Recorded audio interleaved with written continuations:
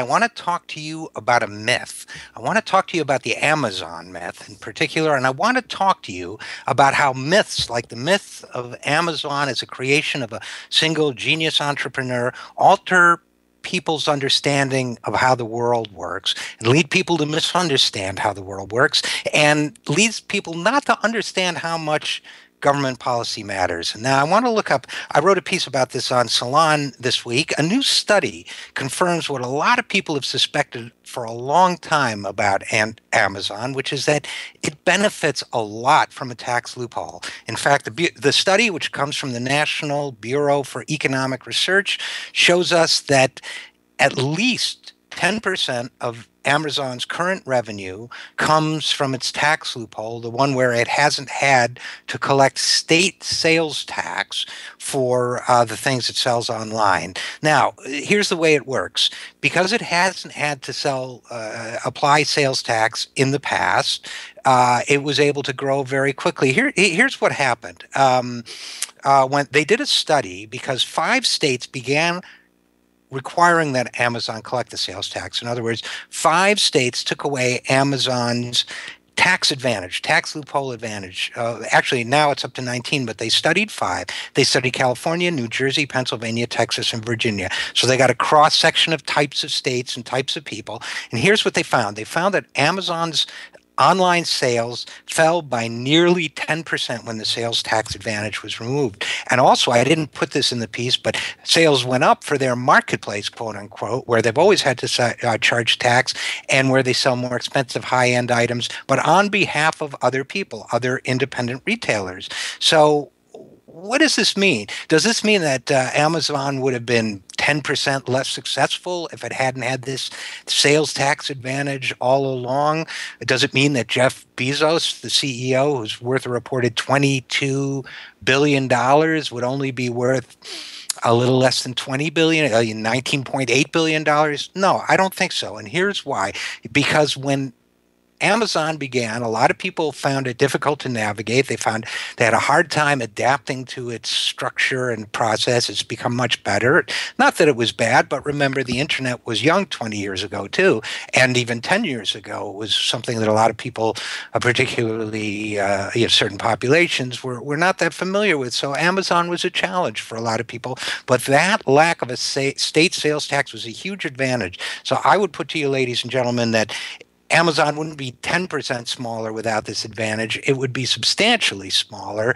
And therefore, it might, I think it would have survived. Jeff Bezos is a brilliant and driven guy. I'm not suggesting that Amazon wouldn't have been successful, but it became so successful and so dramatically large that it's single-handedly given credit for crowding out the retail business, especially retail booksellers. And there are those of us, call us sentimental, and I know it's controversial.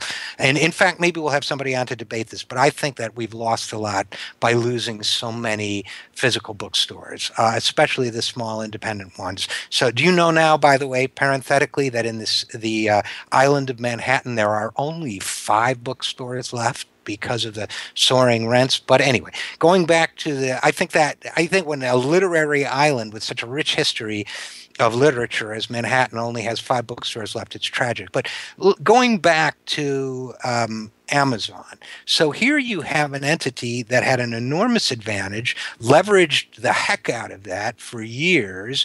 And not only did it become enormous, but it was credited as being a kind of libertarian success story. Look at Amazon. Look at how well a creative person can do without this government interference and all that. Well, the fact is, government policy created Amazon. When the decision was made not to require online retailers, of which Amazon was the dominant player, to collect sales tax, state sales tax, that gave them an enormous advantage.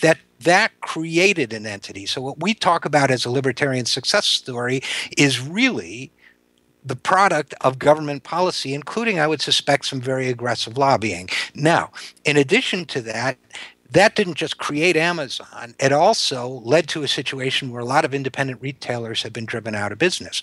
So it changed the economic landscape, it changed the retail landscape. Why? Not because of the brilliance of one man, not because of the brilliance of an idea, not because of the forces of the free market either. This wasn't a free market success story. This was a success story based on a tax loophole to a large extent. Now, where do we go from here? Well, now Amazon got so big that it had to start building distribution centers and warehouses in different states. There's something called the permanent establishment rule that says if you have a permanent fixed place of business in a state, you have to collect state sales tax. That's the main reason why Amazon is now collecting the sales tax in 19 states. And in addition, a couple other states went after it pretty aggressively, so it cut a deal. So now it's collecting state sales tax in 19 states, but other online retailers are not necessarily doing this. So what happens to Amazon? This is from the Wall Street Journal article. Quote, even as Amazon fights sales tax in some states, it is supporting a bill that would apply an online sales tax nationwide. Again, quoting from the Wall Street Journal, Amazon thinks such a law would level the playing field with e-commerce rivals who don't have affiliates, meaning don't have to collect this tax. The bill is pending in Congress. So what happens? Amazon rides its loophole as long as it can, aggressively goes after retailers, drives a lot of them out of business. Then when other people start to catch up with it, or it's in the same boat as the retailers, now it has to collect the sales tax. Oh, now it wants a sales tax for everyone. Now it wants a level playing field. It didn't want one when the tilt was in its advantage, but it wants it now. Does that sound like a free market success story to you? Does that sound like a libertarian economy or libertarian company to you? I don't know about you, but I don't think so. We'll be right back after this. I'm Richard RJ Eskow, and this is the Zero Hour.